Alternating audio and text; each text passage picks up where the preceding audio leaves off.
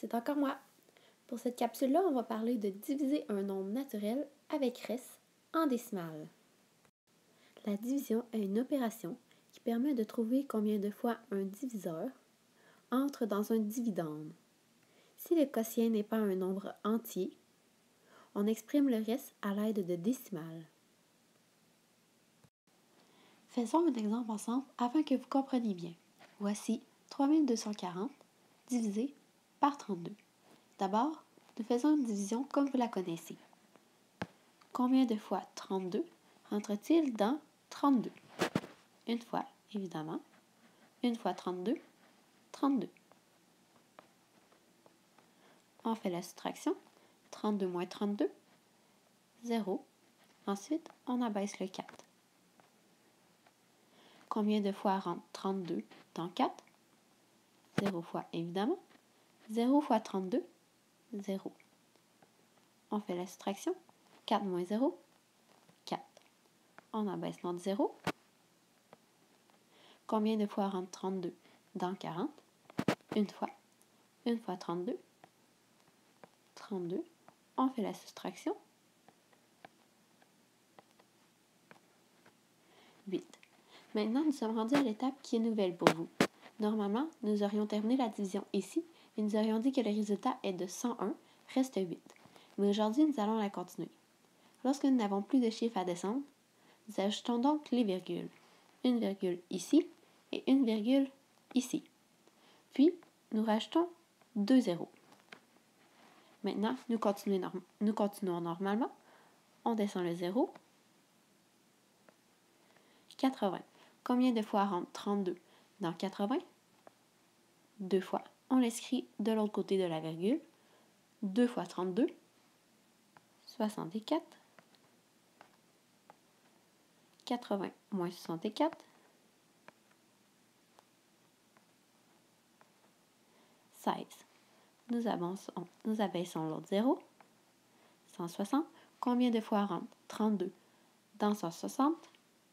5 fois. Vous pouvez faire votre calcul à côté si vous voulez. 5 fois 32, 160. Nous faisons notre soustraction et 0. Alors la réponse est 101 et 25 centièmes. Une fois le résultat trouvé, nous pouvons nous vérifier. Tantôt, nous avons fait 3240 divisé par 32 et nous avons trouvé 101 et 25 centièmes. Pour se vérifier, nous faisons 101 et 25 centièmes fois 32, ce qui est ici. Nous allons donc l'essayer.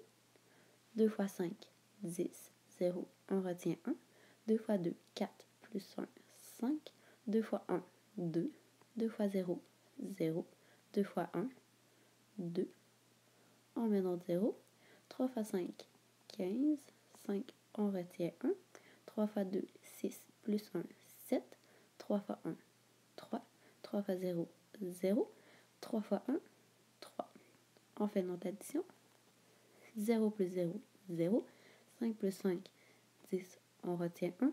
7 plus 2, 9. Plus 1, 10. On retient 1. 3 plus 1, 4.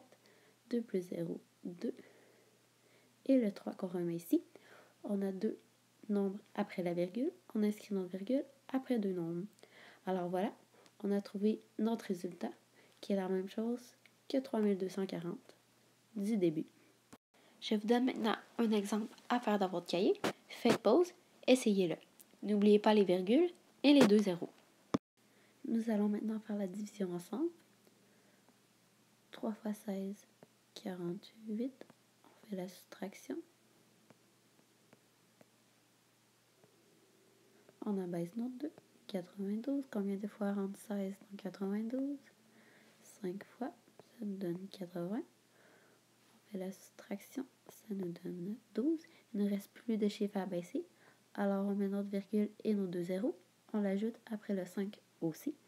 On abaisse notre 0. On retrouve 120. Combien de fois rentre 16 dans 120?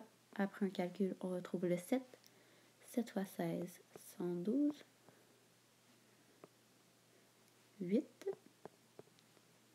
On abaisse notre dernier 0 qui nous donne 80. Combien de fois rentre 16 dans 80? 5 fois. 5 fois 16, 80.